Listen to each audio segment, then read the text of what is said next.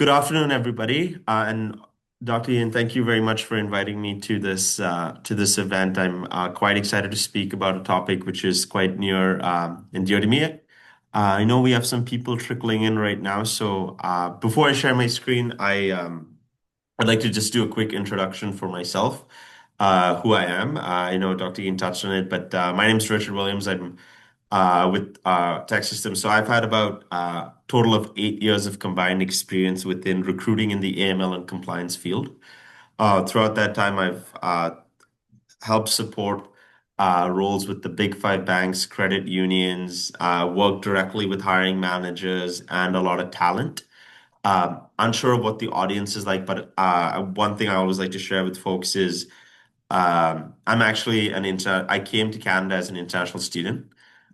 So I came here, went to university at Laurier, graduated, and this has been my first job. So the reason I share that is because I know sometimes when I chat with people, people are at different stages in their personal journey. So I empathize with those coming in who've moved here from another country looking for a job. That's really where I try to help people. And then also those who've been here for a while looking for a new job. Regardless of what situation you're in, things could be tricky. And I always like to at least be able to share my perspective there and let people know. So, throughout the 8 years of my experience, what I found is when I work with hiring managers and candidates, I advise hiring managers on what the market is like, and I advise candidates on what hiring managers are looking for. So, for the purpose of this, as Dr. Ian said, I've prepared a little bit of a slide deck. Feel free to put questions in the chat. Dr. Ian does a really good job of moderating it. And then, yeah, we can jump in from there. So just give me 1 second. I'm going to share screen, the classic. Are we good? You can see my screen, right? Yeah.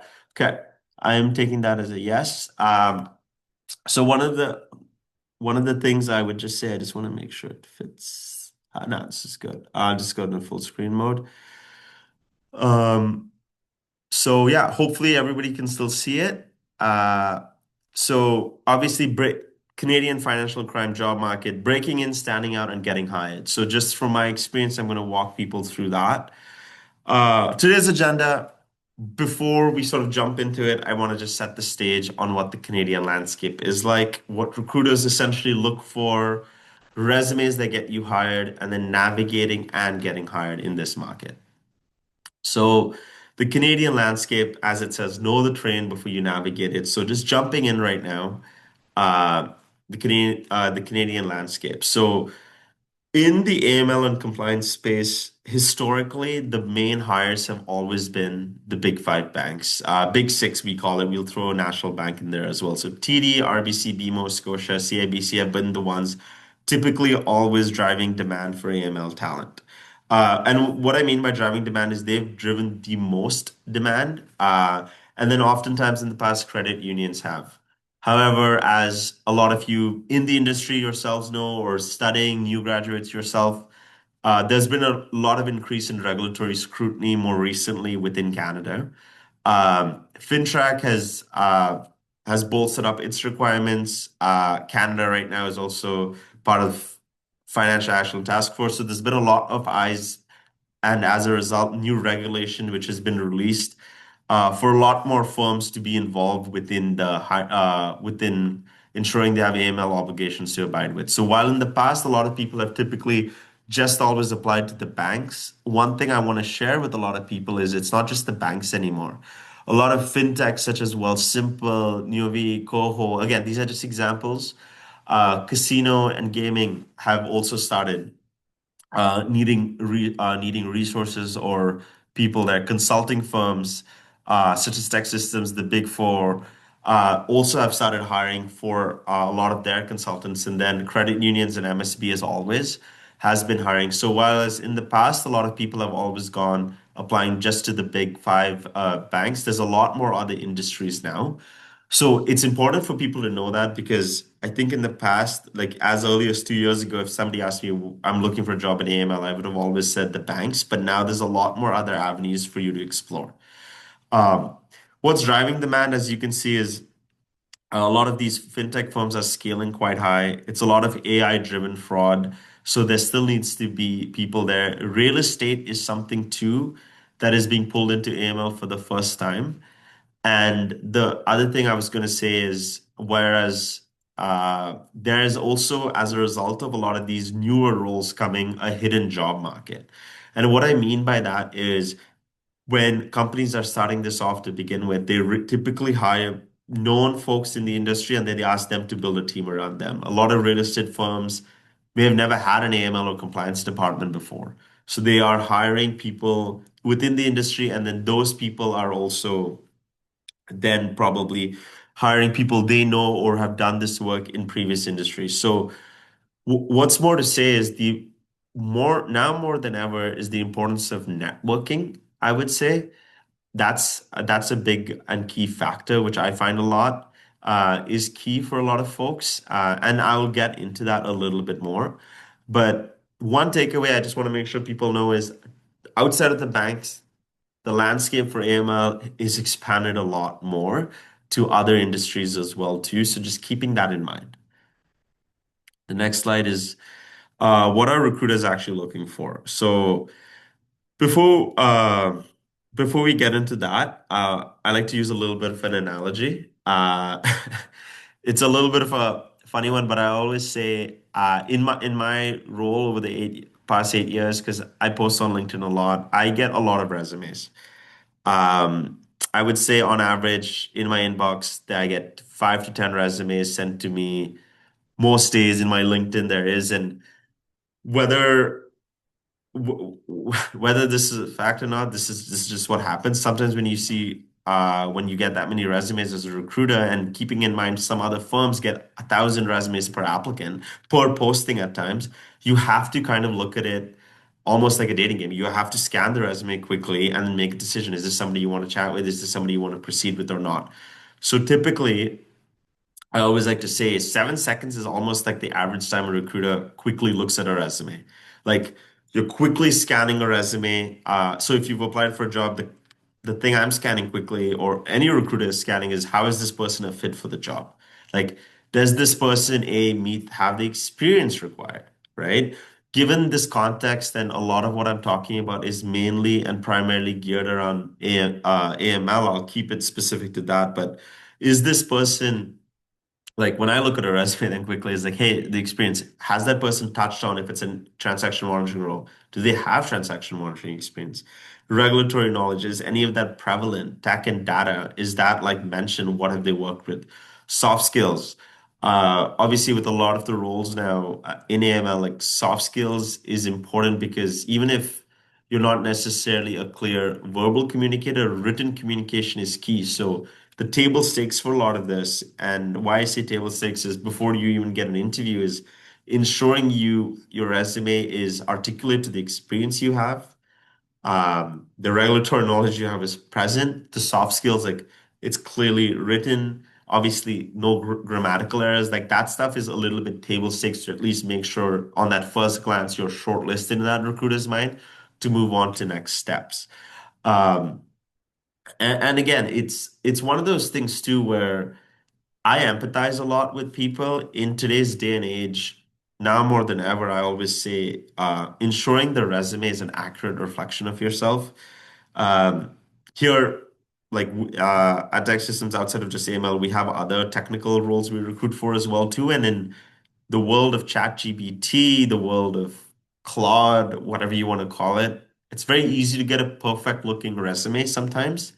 And but people don't have those technical skills. So what you might be able to get a perfect resume, but what you can't get AI to do, and this only comes with your own thing, is putting your own personal touch on like what exactly you did, the line of work you touched on, because that's not something you can mimic. So I'll get into that a little bit more, but I wanted to just talk about that too. Next, so just the high level summary. So then the resumes that get you in, like I said, a great resume doesn't get you the job, it gets you in the door. So the four things I essentially always tell people to elevate in their resume is my experiences whenever I see resumes is a lot of people have done a very good job qualifying their resume. And what I mean by that is just using two of the common skill sets, like for an AML analyst, perform transaction monitoring cases or closed cases or closed alerts or did end-to-end transaction monitoring. That's like a common skill set I see. That's good. Obviously, that's what an AML analyst does, but it doesn't give me the full picture. I always coach people on, again, regardless of industry, the importance of quantifying and qualifying your resume. So a lot of people just qualify, not quantify. So what I mean by that is instead of saying perform end-to-end transaction monitoring, it's effectively perform transaction monitoring to close 2.5 cases a day. Or in this example here, not just reviewed alerts for KYC or a sanction screening analyst, not just reviewed alerts, worked with 45 plus alerts daily. What that mimics or what that message is, hey, so and so, like Richard, not only worked on 45 alerts a day, so A, he can work in a fast-paced environment. That's a key thing, right? That is what it communicates. So quantifying is key, not just even at that analyst level. I would say for the folks on this call who may have done a BA role, a PM role, or anything more senior, including things like the budget of project you were on, the scope of the project. That's key. Like quantifying those things is important. The next thing, and again, ladies and gentlemen on this chat, I have an example resume, but the big thing I also say is your resume should be answering more questions than it's creating. Going back to what I mentioned, a lot of people relocated to Canada or have moved jobs, sorry, or have moved countries, have gone on a personal leave, a maternity leave, a health leave. Control your narrative. You can mention that in your resume, explain gaps, because if I see a resume and I see somebody was an AML analyst at RBC from 2017 to 2019 and then was started working again in 2022, my first question is like, why is there a gap? Address that gap. Like you can always put a line within those 2 points and say relocated to or XYZ. The reason is you want to be answering more questions than you're creating. That's controlling the narrative. And then on the fourth side, I always tell people the skill set of today is going to evolve. And what I mean by that is whether you are an AML analyst, whether you're a recruiter like myself or in a sales role, every skill set moving forward is going to adapt very differently because of technology. So what a lot of people want to see is that a candidate at hand just doesn't know knows how to utilize the technology as well. Like knows how to use technology. So a lot of the times I see on resumes proficient with Excel or used Actimize as an example here. That really doesn't give me an idea as to what it is you've done. Be specific on like what you did. Like the example I have here is built Actimize alert rules that cut false positives. Again, very technical, but keep it simple. If it's just Excel you've done, utilize the Excel to create pivot tables. Things like that. It shows more than ever now people are technologically savvy because that is going to be a requirement moving forward. Um, and then the other thing too is to elevate resumes. I know a lot of people have, if people haven't or have, because I can't really see, star method is a term people use in interviews, but I've sort of tweaked that a bit to say, why don't we put that in a resume as well? Because your resume should be an articulate reflection on yourself. So when you're doing a job, like you want to make sure for each bullet point you're putting under a category, it's hey, what was the situation, like the context of the role? So AML analyst deployed to a project, the task, what were you responsible for, closing alerts, action, what you did is like what tools you use, and then the results. So that helps you if you are able to use this method below, quantify your resume, use that technology as well too. And then, sorry, I guess jumped in order, but for the regulatory knowledge, mentioning what uh, what jurisdictions you have experience with is key. So even if you've come from uh, Europe, Asia, what I always tell people is mention uh, what jurisdictions you worked with, and I'll give you an example as to why. A lot of the times, Canadian banks, Canadian firms have a mandate right now with doing a lot of global expansion. As a result, they need people who might have had experience dealing with other regulatory bodies. A big example is one of the banks has a heavy presence within um, Latin American countries, and anybody who's worked with those regulatory bodies are a little bit of a plus, but sometimes managers don't put that in a job because description because they don't think people have that talent. So mentioning things like the governing bodies you work with definitely does go a long way. So yeah, so this is the slide. If folks are on, take a screenshot. It's a really good way to memorize how like to at least get an idea as to how to build your resume. Next, so this is an example resume I have screenshotted. Uh, One of the things why I like to show this profile is it answers a lot of the things I had in my previous slide. Just going top down. One is right at the top, obviously your name. If you have education within this field, like a CAMS, CFE, or you've done any relevant courses with accreditation, spell that out. Almost, I always make this joke, show that off. Like that should be at the top. Very simple. It seems simple, but make sure your email, number, and LinkedIn is present. In today's day and age, nobody is printing out a resume anymore. Everybody's viewing resumes on their laptops, and the first thing after seeing a resume is they go on someone's LinkedIn. Make sure you make that easier for the person viewing it by having that there. Profile summary, I always recommend 4 to 5 bullet points. Just easier. I've seen people do paragraphs. I'm going to be honest with you, it's very hard to skim through or scan a paragraph. This is a lot more easier. The work experience, as you can see, I've put bullet points. I like to keep it clean. There's a thing where about technologies, and then over here, I don't know if you can see this example candidate relocated to Canada. So while there's a gap in their resume like if this person hadn't put this bullet point, it would look like there's a huge gap on their resume. But this is how you control the narrative. Like, and I have this here: use the resume to control the narrative, explain why things are done. And then going at the bottom, the education, this is where I feel a lot of the times people leave money on the table in expressing themselves, specifically some of the new grads, because a lot of the times courses now are designed to mimic real work environment. I know there's some unique courses like which Dr. Ian even teaches at Seneca, where some of the coursework is doing a case study or like doing like a KYC project or something like that. Mention that. Mention the projects you worked on because it shows relevancy. And then at the bottom of this, I have skills and interests, making sure you highlight technology, skills, interests.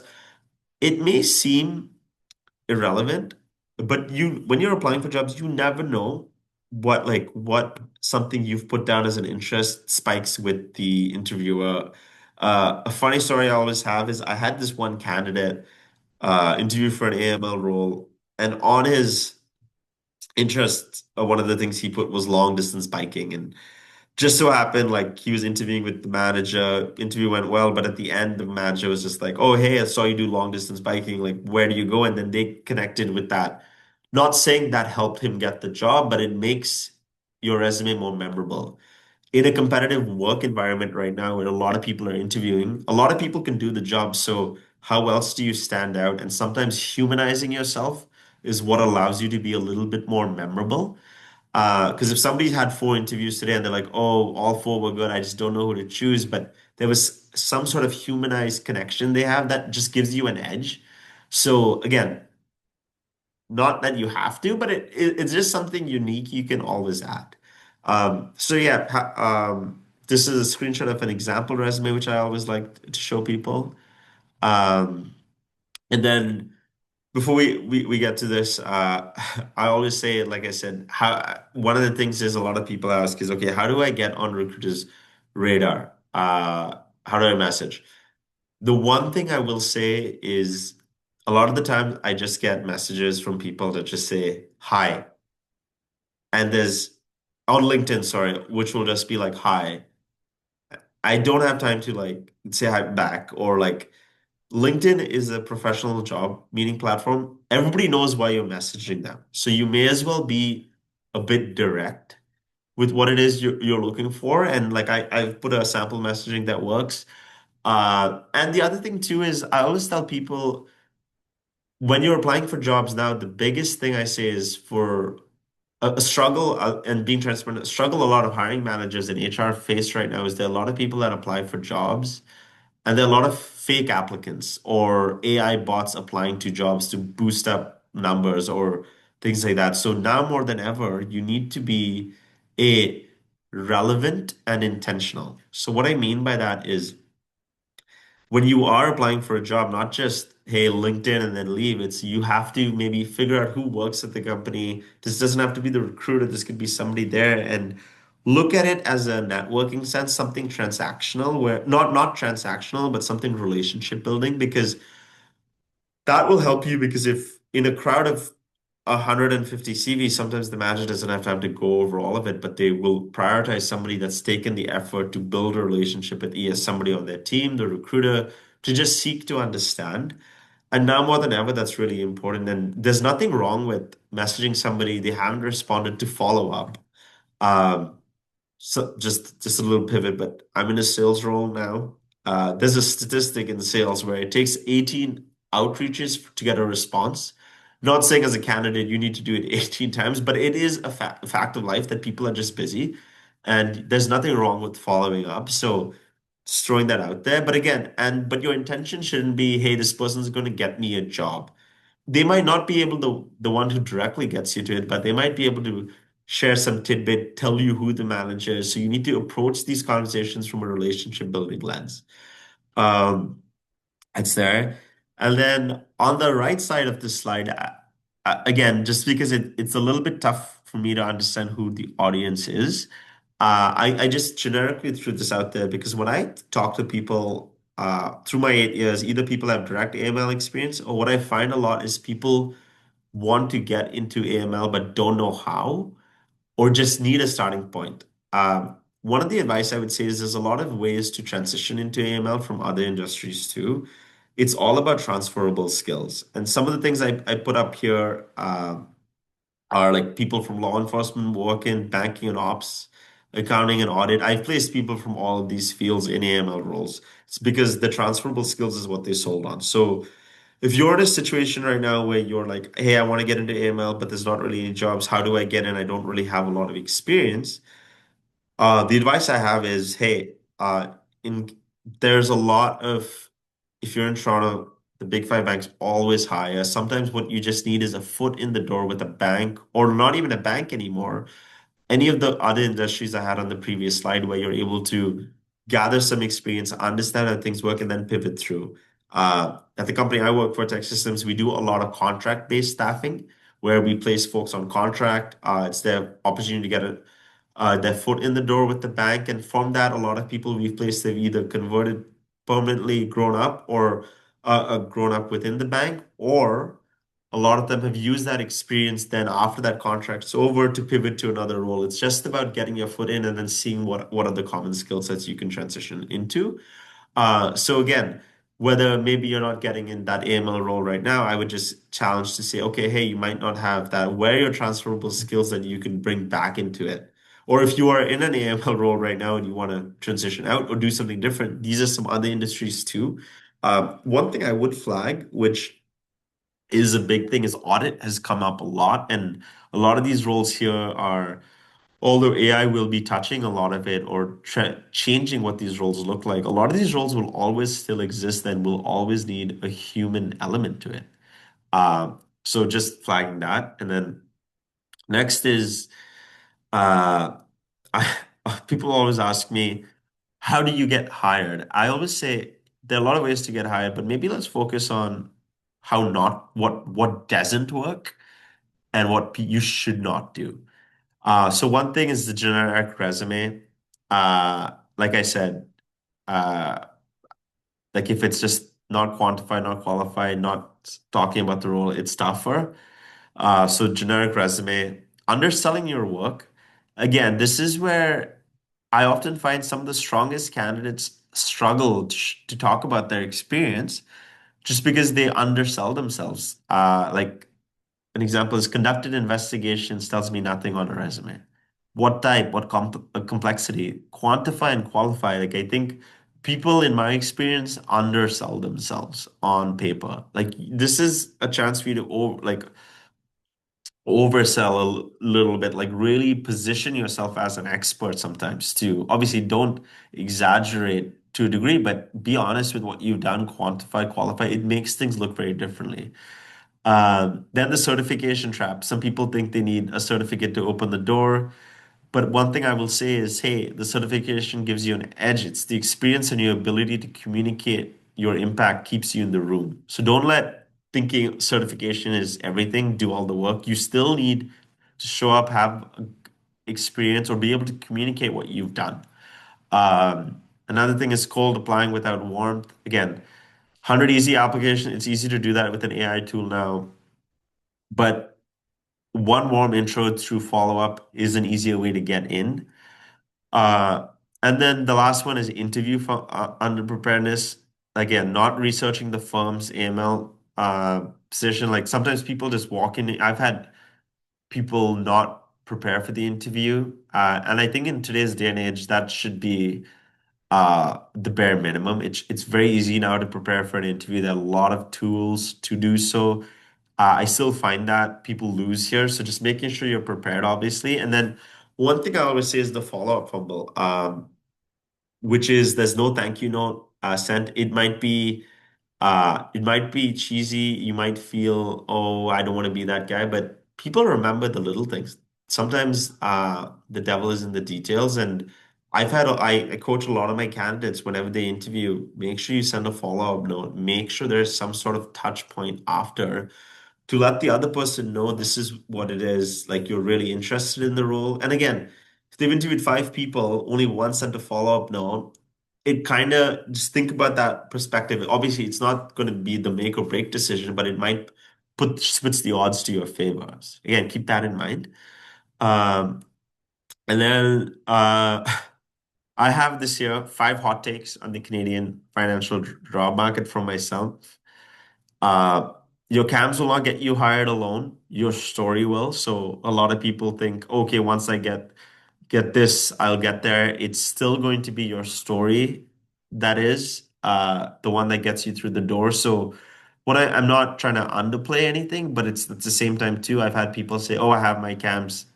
Okay, but communicate that better. Hey, I have my cams, so that means I have a better knowledge of this. I had to study this. Like you need to communicate that a little bit better. Um, the best candidates I've placed this year come from varied backgrounds. So you like even if you're telling me, hey, look, I want to get into AML, I don't have AML experience. You don't necessarily need that all the time. You need transferable skills. So you can start from any of the other mentions and then pivot in. It's easy. It's doable, sorry, not easy, but there are a lot of transferable skills. If your LinkedIn hasn't been updated in 2 years, you're invisible. Like you need to fix this. I showed you the example of nobody prints resumes anymore. The first thing I see when I see a resume is the next thing I do is go to your LinkedIn. That allows you to tell your story. Fourth is there's a hidden job market in financial crimes. Um, the people who get roles aren't lucky, they're visible, and that's very true. What I mean by that is they're visible, they're doing outreach, they're networking, they're talking. Networking doesn't need to be this big fancy thing, it is just being visible. And what I mean by that is I think some people do a good job. I've some of the talent I've found or placed have posted on LinkedIn, hey, I'm actively searching for a role. Just how do you stand out in a crowd of people is by being visible. And then the other thing too is the Canadian financial landscape. It is changing, uh, but it's not a threat. It's if anything, it's a window. There's, like I said before, there are a lot more industries that need AML talent. It's not necessarily, I know people are worried about what AI does. I think AI will evolve the AML role more than anything. It'll keep the manual redundant tasks easier, but it still needs decision making. It still needs a human component.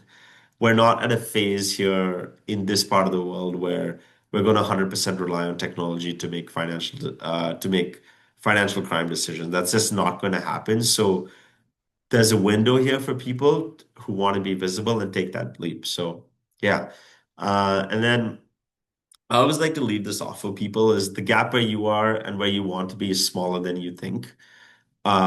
Just it's a little like with anything, I like to I tell people I'm a positive person, but it's a mindset game. If you're struggling, like, hey, how do you I'm struggling with this, struggling with that, making sure you're doing the things I mentioned about being visible, but then also approaching things with a curiosity mindset is key.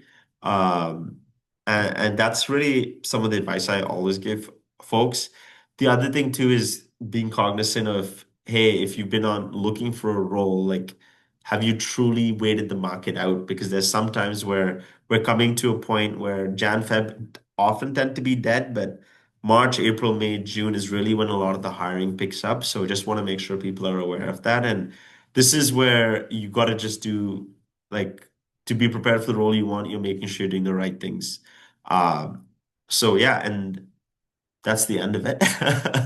The presentation. I can't see anybody, so I hope this was helpful. Yeah,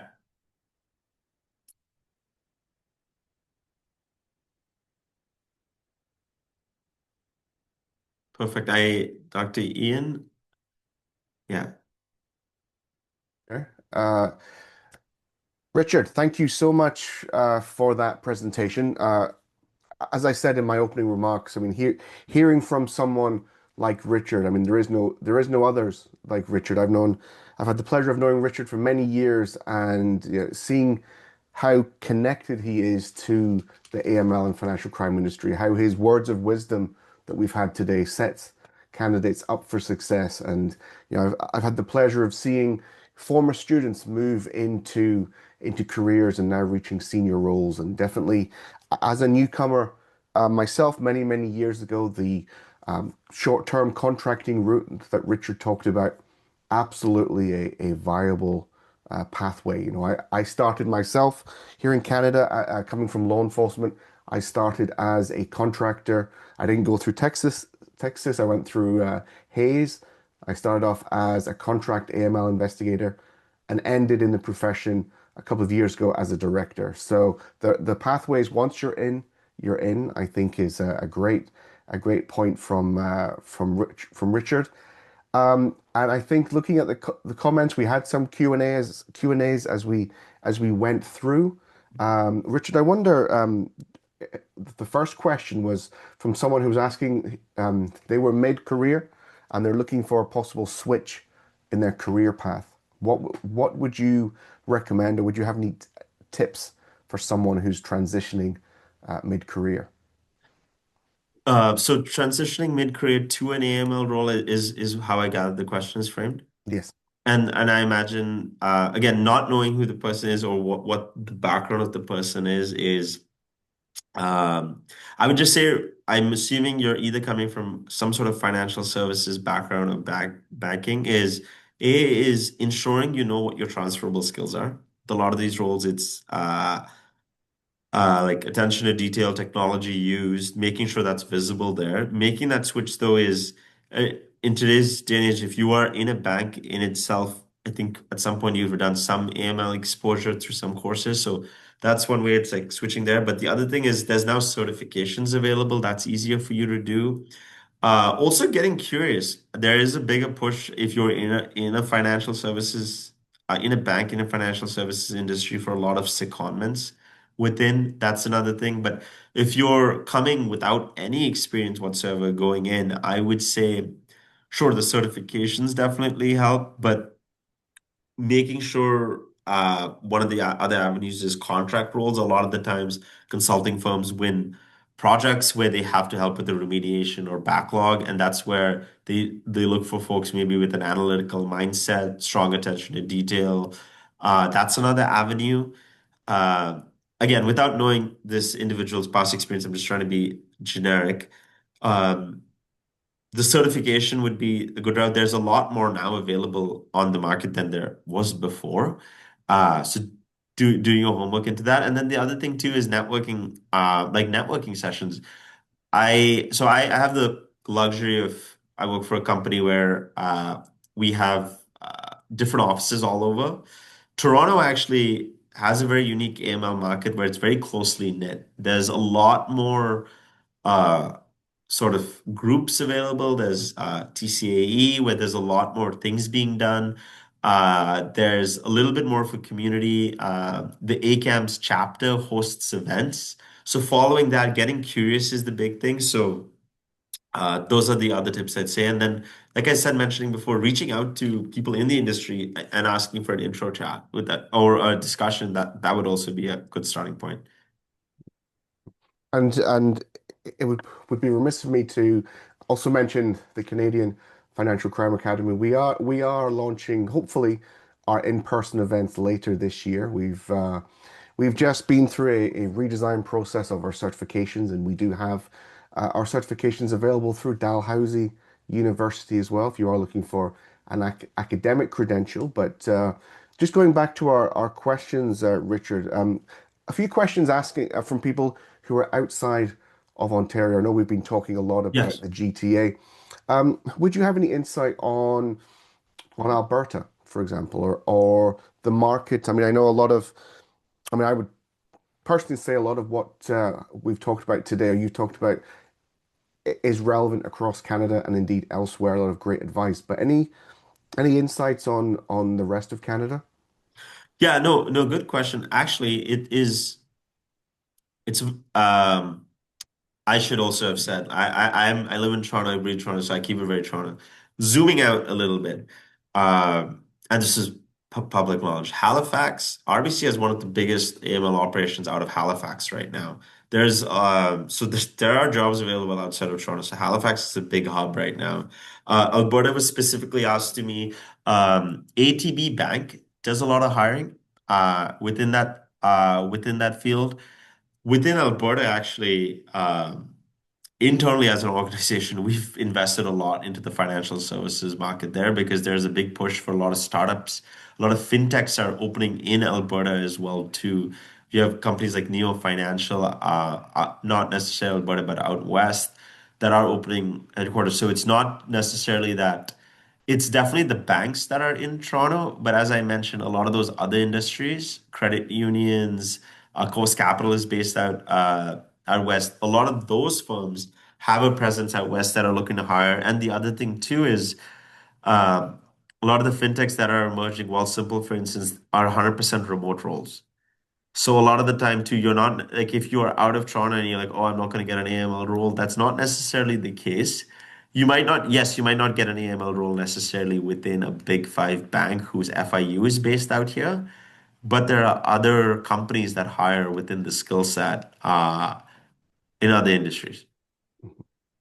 If I can just jump on the back of that question, Richard, for our attendees in Alberta, Alberta is later this year going through a significant change in the casino and the iGaming market. The iGaming market in Alberta has recently been legalized, so a number of the iGaming companies, the betting companies that exist here in Toronto, are expanding, will be opening up in Alberta, and historically, from how things worked here in Ontario, certainly there will be a significant demand for AML, financial crime and compliance talent. And so, if you have experience, maybe not necessarily in the casino sector, but from elsewhere, it's certainly a good transition. And you may be interested to look at the work of our sister organization, the Association of Certified Gaming Compliance Specialists. We also specialize in casino training as well.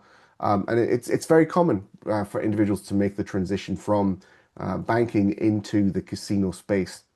As evidenced by, I think, a number of our participants on the call today are actually from the casino sector elsewhere. We have some more questions if you have time, Richard. I'm Yeah. unsurprisingly uh, a popular presenter produces a lot of questions. Um, question about a question on open source intelligence. So we have a member of the audience who's asking about wanting to work for a regulator like fintech. Um, what type of skills are important aside from open source intelligence? For a regulator. So I'll be very transparent. I've done a lot of work on the banking sector, but not there. But as a like, I've not personally placed people, but from my understanding or just in general with the market, is going to be a for directly with the regulators, making sure you have the right security. You can pass their security clearances. That's a big thing. I know there's a little bit of and what I mean by that is you've made the basic requirements of like be in Canada, XYZ. There's some of those roadblocks there. But the other thing too is what a lot of those folks look for when they hire uh, is like one of the things I mentioned, technology adaptability, how much of that you've done, how hands-on your exposure has been, how vast rather, like have you been attached to one segment or different segments as well? Um, if you are in that bucket too, with that experience, I would say the roles you're looking for will be coming if they're not already here, in the sense that because that's where some of those roles are evolving into a lot of that open search and things like that. So if you're in a bucket where you're like, I'm not seeing a lot of these roles, it's because you have a unique experience right now and it's where the market is going. My advice is, I would say if is sort of following what I said, being visible more than anything. Like if you have some of that hands-on work, being visible on a platform like LinkedIn, because with some of these newer skill sets upcoming, sometimes folks don't even know what's out there. So you more than ever need to be visible on what you've done so that you market yourself in that way. So I hope that's helpful. Um, yeah. Yeah. Thanks for that, Richard. And I think from my perspective, I'll jump on that question again.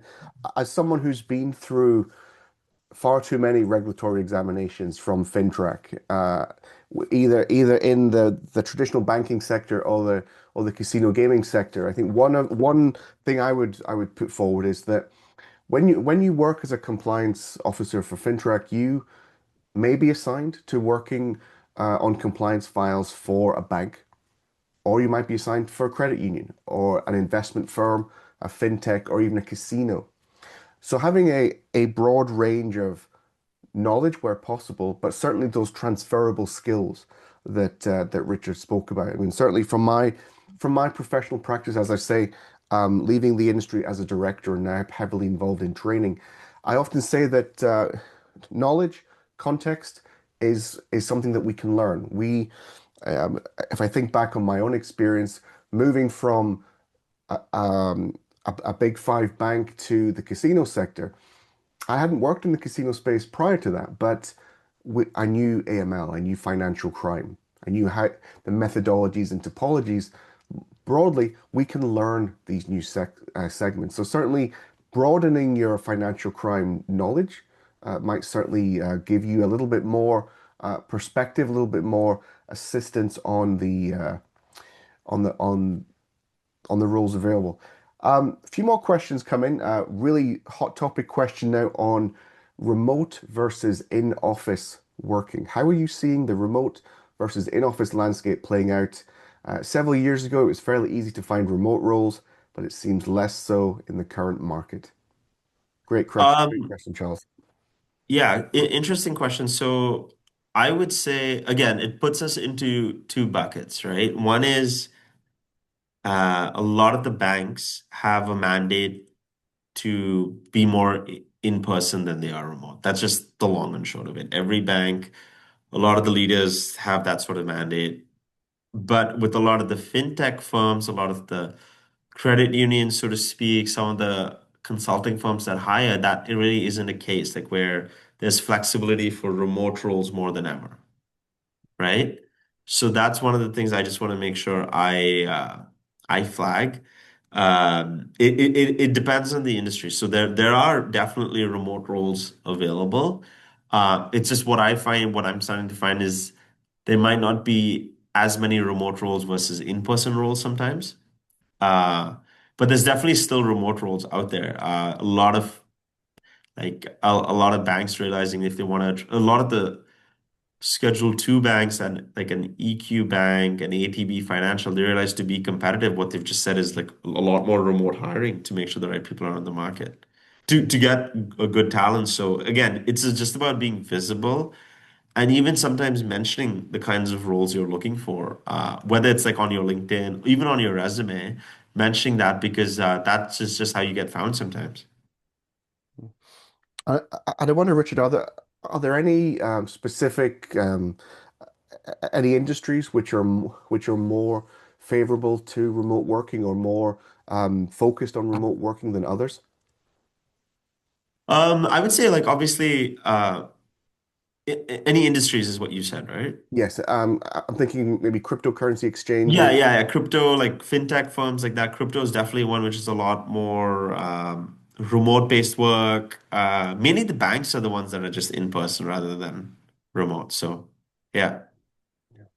Well, those banks they have all that commercial real estate downtown Toronto. Yeah. They need to fill somehow.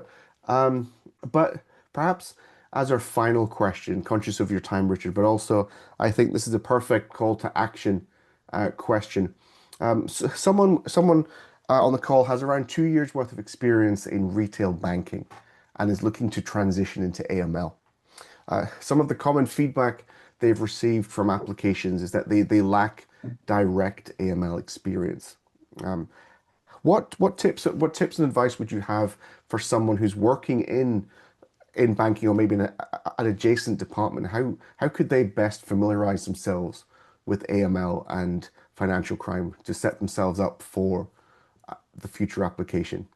Yeah, no, that's a good question. So it's again twofold. One is the transferable skills. So if you're in like a commercial banking, you're still doing things which revolve like reviewing files, like any of those transferable skills where you're either using any of that software. That's like one of the key things.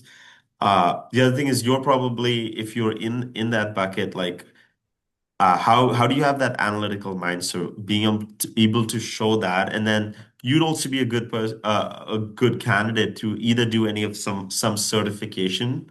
Like there's a lot available on the market just to get some experience there, or internally with the bank. Like there's some resourcing available. A lot of people get access to.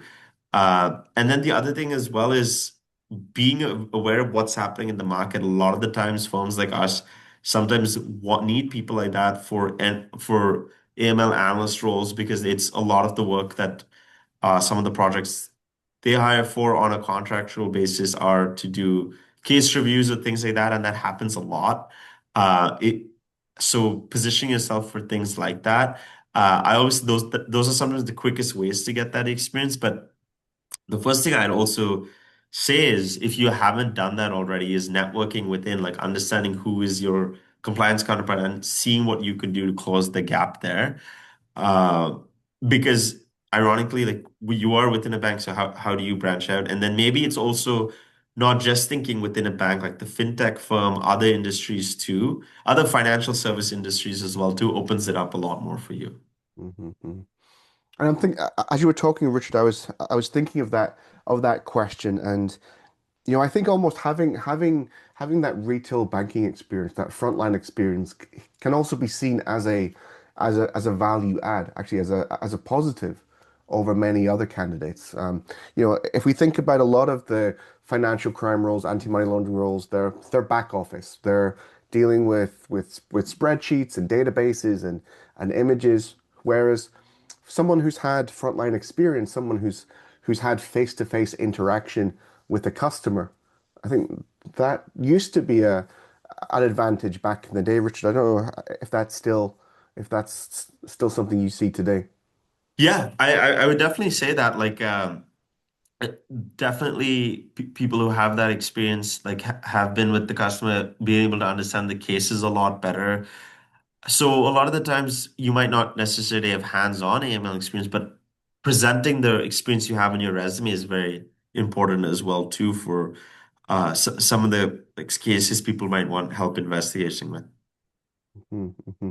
And maybe if we have time just for one Yeah. more question, this is from Tiffany. And I think it's a great question for us to think about. What are the most common challenges new analysts face when joining the industry? So I imagine joining as in they've started a role They've or started a role. So I'm wondering, and Tiffany, please feel free to add more. But I wonder once you've placed a candidate in a role, what do you find is their initial experience? Any steep learning curves, any challenges Yeah. that you hear back? Um, and I think this is it. I know Tiffany, you've asked in regards to analysts. I don't. I'll answer more like even a little bit more generically too. Because again, it's just one of the things I've also onboarded people myself. I always say one is a big thing people sometimes is whenever you join a new firm is really understanding things like the technology, the like how things operate. Like being a sponge in that first week is really key.